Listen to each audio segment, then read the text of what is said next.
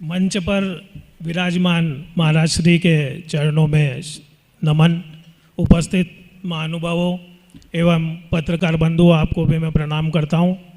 जैसा कि मेरा शिक्षक संगोष्ठी में विषय है मोबाइल के दुष्परिणाम। आज की इस व्यस्तम भरी जिंदगी में यदि मानव जीवन को सबसे ज़्यादा प्रभावित किया है तो वो है मोबाइल। मोबाइल ने न केवल हमारा बचपना छीना बल्कि युवा पीढ़ी को भी अंधकार में धकेल दिया है। पहले हम देखते थे कि बच्चे जब स्कूल से पढ़कर घर आते थे तो कुछ समय आराम करने के पश्चात अपने मित्रों के साथ गिल्ली डंडा, क्रिकेट, फुटबॉल, लुका छिपी आदि खेल खेलते थे। लेकिन अब जैसे ही स्कूल से आते हैं, बैग एक तरफ रखा और यदि माता पिता बोलते हैं कि थोड़ी सी पढ़ाई कर लो तो पढ़ाई के बहाने बनाते हैं और ऑनलाइन गेमिंग खेलने में व्यस्त हो जाते हैं। ऑनलाइन गेम में भी बहुत सारे टास्क होते हैं।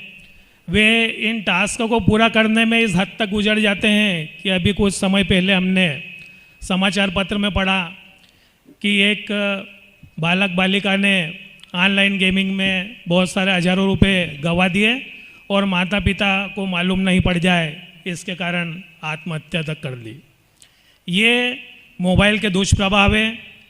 ना पढ़ने के ढूंढ रहे हैं बहाने, क्योंकि बच्चे हो गए हैं मोबाइल के दीवाने।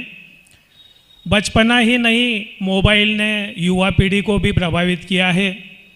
यदि हम सामाजिक स्तर पर बात करें तो आज समाज में मोबाइल की वजह से हमारे रिश्तों में दरार आ गई है।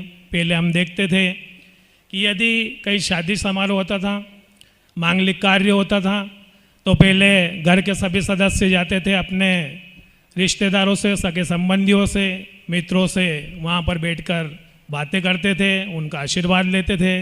लेकिन अब हम देखते हैं कि एक ही परिवार के 8-10 सदस्य, सबके पास मोबाइल है और सभी वहाँ पर मांगलिक कार्य में भी सब मोबाइल पर चैटिंग करने में व्यस्त है। किसी के पास किसी से आशीर्वाद लेने का समय नहीं है, विचार विमर्श करने का समय नहीं है।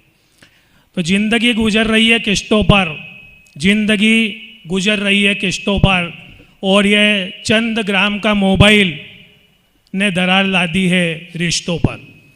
ये मोबाइल ने इतना प्रभावित किया युवा पीढ़ी को कि आज युवा रील बनाने में इतने व्यस्त है कि वे अपनी जान भी जोखिम में डाल देते हैं। हम रील बनाते हुए उन्हें देखते हैं कि इधर से ट्रेन आ रही है और वो पटरी पर लेटे हुए रील बना रहे हैं, और किस लिए कि सबसे ज़्यादा लाइक आए, सब्सक्राइबर उनके बढ़े।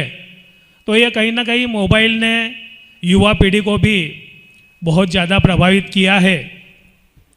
और ये वो दिन दूर नहीं कि जब मोबाइल हमारे मानव जीवन को इतना प्रभावित कर देगा कि अभी हम देखते हैं कि यदि हम बीमार हो जाते हैं तो डॉक्टर के पास जाते हैं, और यदि ऐसी लत युवाओं में मोबाइल की रही तो वो दिन दूर नहीं जब दीवारों पर छपा होगा कि यहाँ पर मोबाइल की लत छुड़ाई जाती है।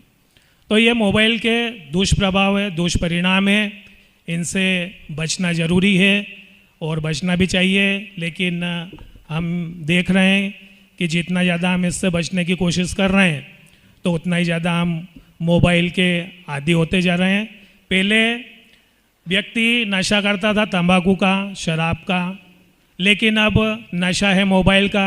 मोबाइल एडिक्ट होते जा रहे हैं हम, और इतने ज़्यादा मोबाइल के आदी हो गए हैं कि 2 मिनट भी मोबाइल के बिना नहीं रह सकते। हमने आपने सबने देखा है कि यदि हम कहीं आवश्यक कार्य से बाहर जा रहे हैं और बाय चांस मोबाइल घर पर छूट जाए तो 5 मिनट में हमको बेचैनी होने लगती है, और जब तक मोबाइल हमारे पास नहीं आ जाए तो हम चैन की सांस नहीं लेते। फिर सबसे ज़्यादा मोबाइल में डाटा ख़त्म नहीं हो जाए। दूसरा, उसके बाद चिंता होती है कि नेटवर्क मिल रहा है या नहीं। फिर तीसरी चिंता कि मोबाइल चार्ज है या नहीं।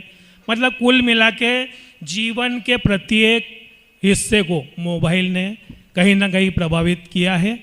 तो ये मोबाइल के दुष्परिणाम है, इससे बचें। और 2 पंक्तियाँ महाराज श्री के चरणों में। गुरु अमृत है जगत में गुरु अमृत है जगत में, बाकी सब विष बेल। संत गुरु संत अनंत है, प्रभु से कर दे मेल। धन्यवाद।